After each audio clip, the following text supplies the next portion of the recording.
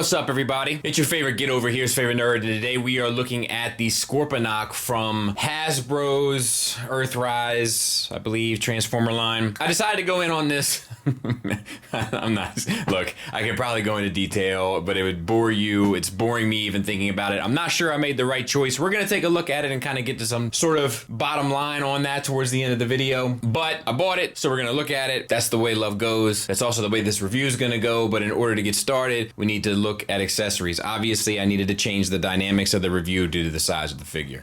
So you get two of his kind of signature double cannons that sit on his shoulder. They're sculpted well enough. You have the orange paint application on them, and one is hollow to Don on the inside, and the other one is hollow points on the inside, but that's what you get, and they're kind of good enough. They'll plug into his shoulders for the more iconic look, and while there is a peg that you'll find you'll mostly want to use for the weapons, you can also use any of the holes on the 5mm ports and pull off a relatively different look depending on where you place them. No fuss, no muss. You get 3 blast effects. They are done in a translucent plastic that is a softer plastic, so you don't have to worry about the tips of them breaking, so to speak. So, you know, no issues. They go from like a deep orange to a light orange, just, you know, varying their level of translucency. They'll, of course, plug into your cannons. Now, it also comes with this piece. You have the silver and the turquoise paint added. I don't think that's a paint, but it might be, honestly. I'm not exactly sure. It looks like it might be, to be fair. I'm not sure if this is an accessory per se. It's more of like a parts forming, more so an add-on piece. You can flip this down, you can flip this out, and you can flip this out, and you can kind of get an idea for what that's supposed to be. Now, this can be used with the orange side out on his backpack by taking these 2 pegs and clipping them on, and then that whole piece will collapse against his back. It is super back heavy though at that point, not necessarily for him, but for the backpack, so it's up to you how you feel about it. You get his arm shield. We have a nice metallic paint app there, and then the orange, which is done in a gloss and doesn't look great here.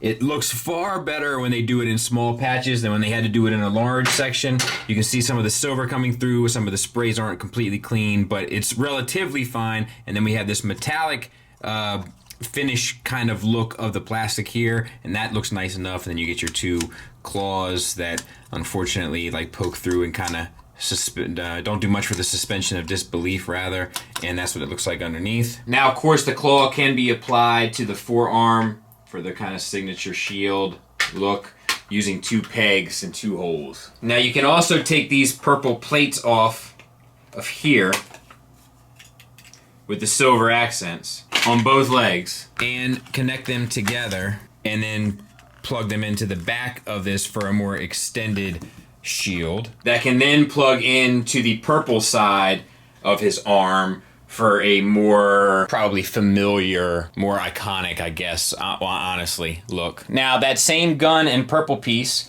you can connect together here, and then this will clip on using the pegs on the side of the arms here. Now, those same side purple pieces will also plug in to here for Scorpion mode on both sides. Now, his claw can also be stored on the back of his backpack here by attaching with 2 pegs onto the back. And when you have his larger backpack on, you can also clip on or peg in your shield. So either way, you can peg it in, which is cool. Well thought out anyway. And your shield will also plug in here on the back in Scorpion mode underneath the tail. This one clip of mine keeps coming off, but it does work. Now that will also, the shield will clip in to the under part of the chest in base mode.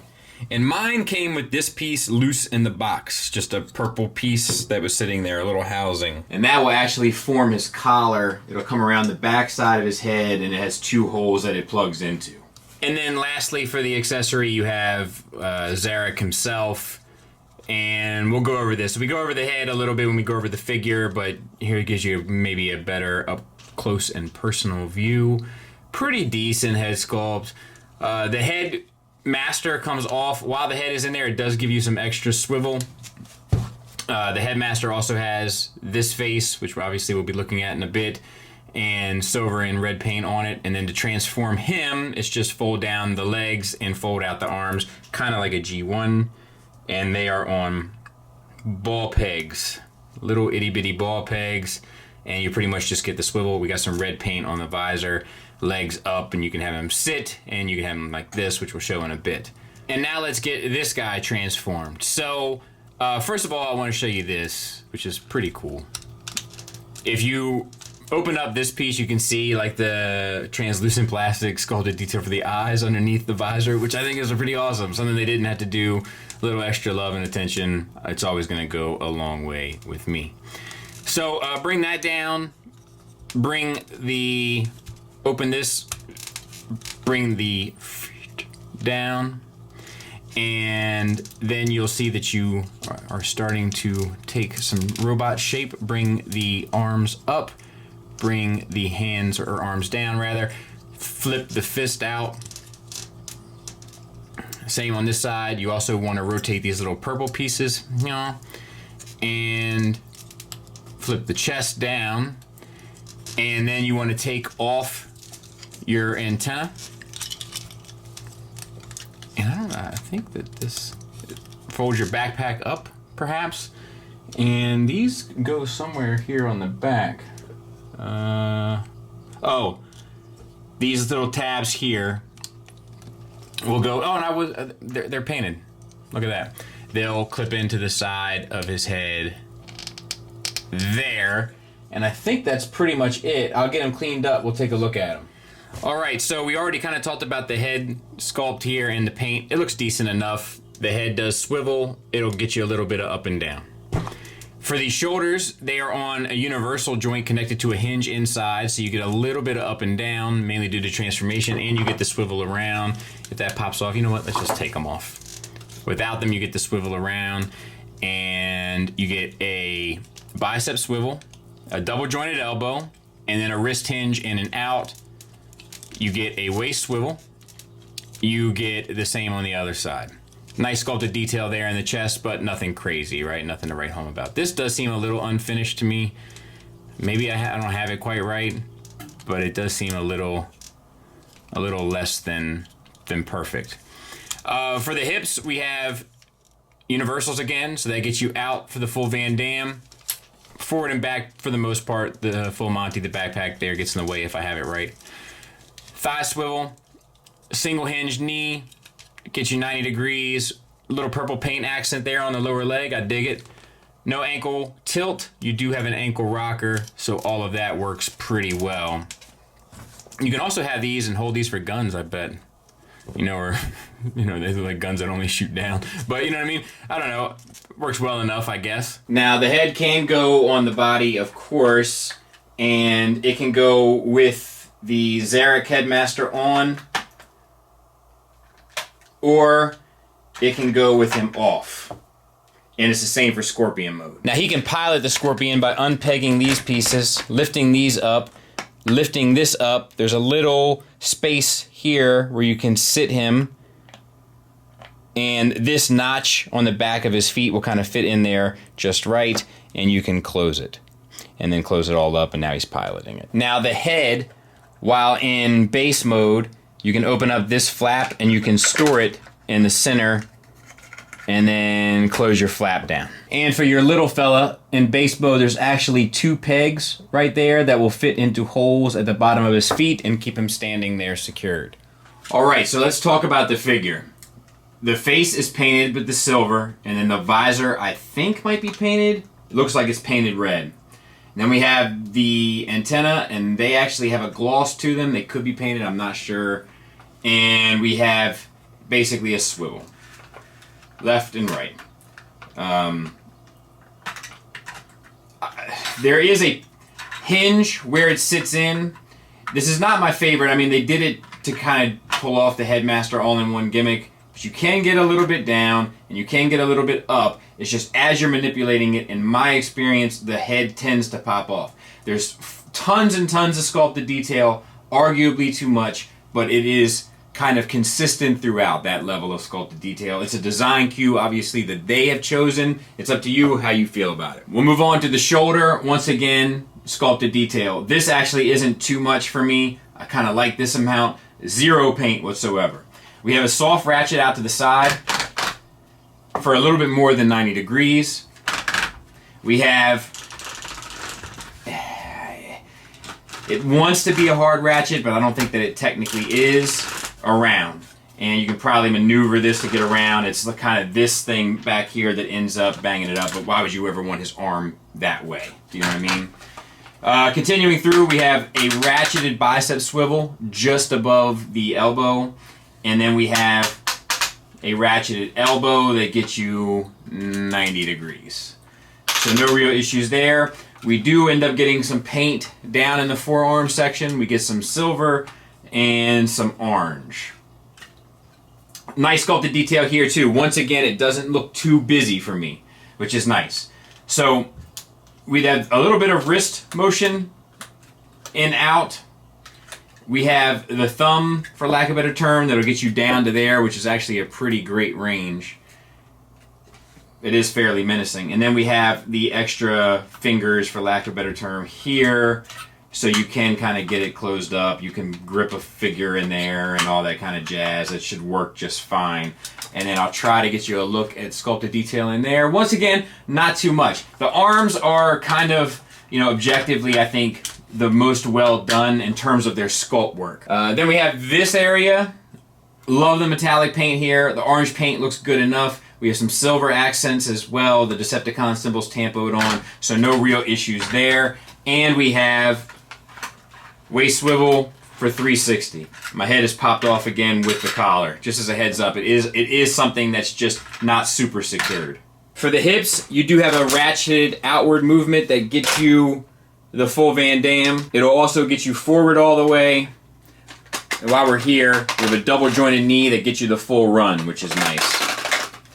And it will get you back all the way. So full Van Damme, full Monty, and we got some silver accents on the pelvis as well. To continue on with just deco, there's silver paint, some more of that kind of teal, bluish green, metallic paint that looks really good on this guy. And then honestly, just a bunch of plastic breakup color-wise for the most part. Ratcheting thigh swivel as well. Moving on to the feet, you should realize that when it comes in box, the toes are up.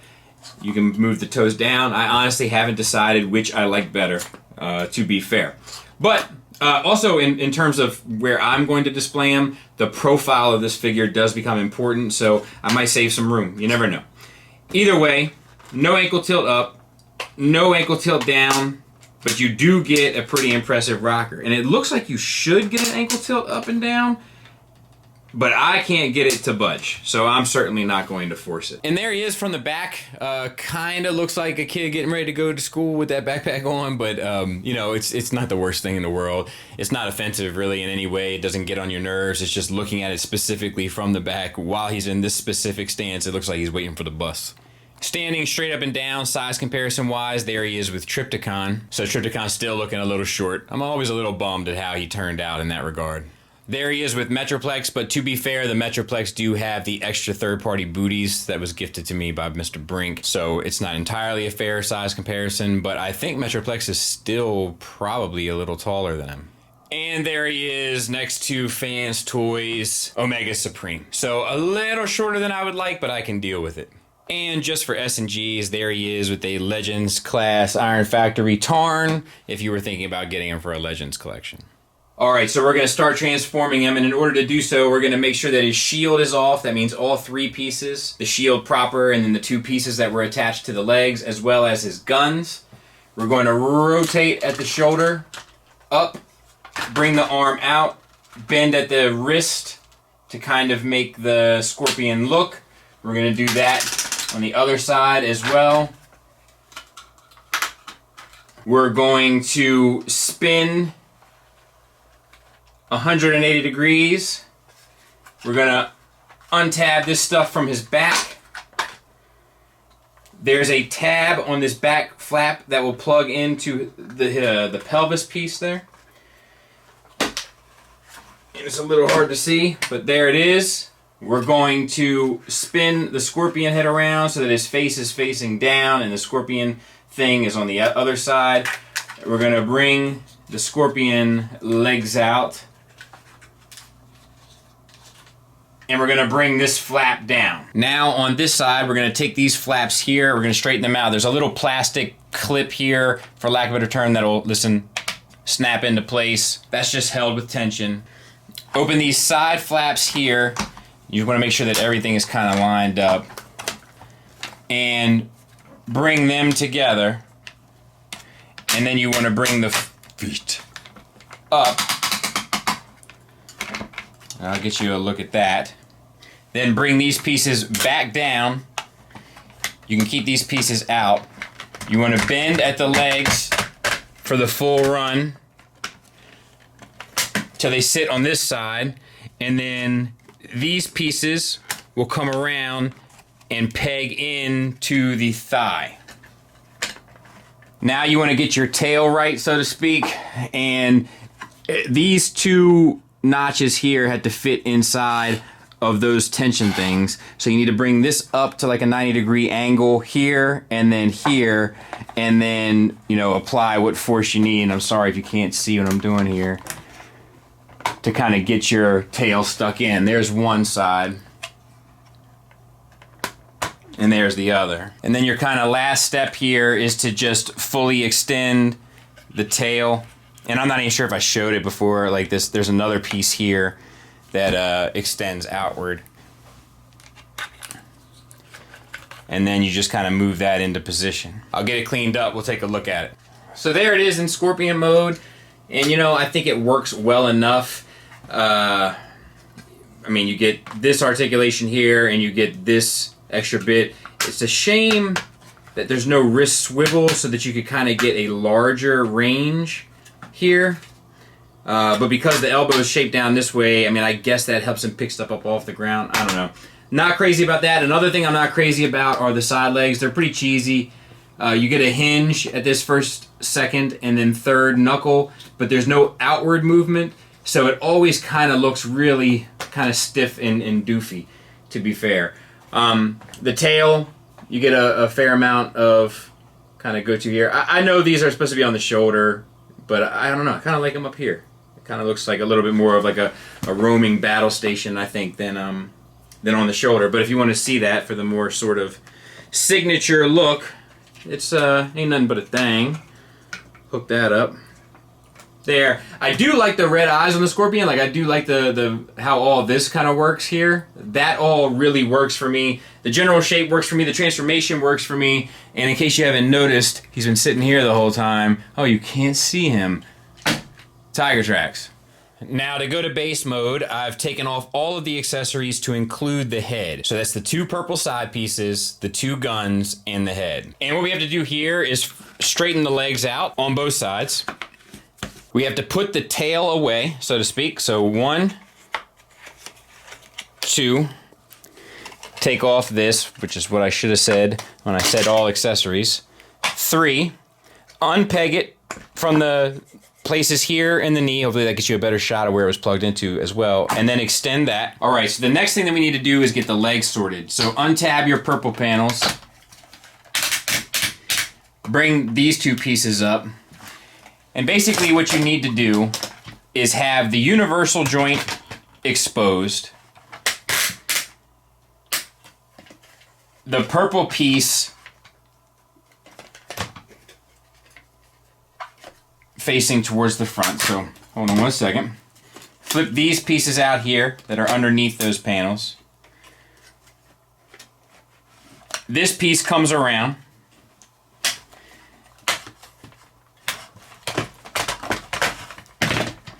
And you want this kind of at an angle.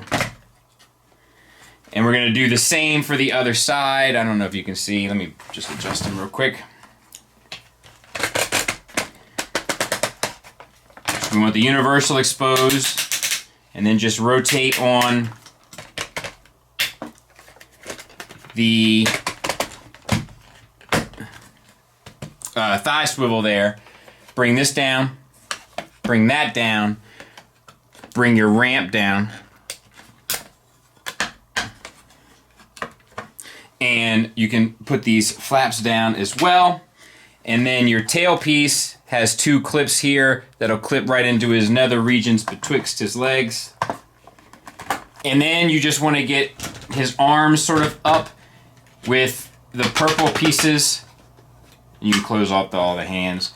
With the purple pieces facing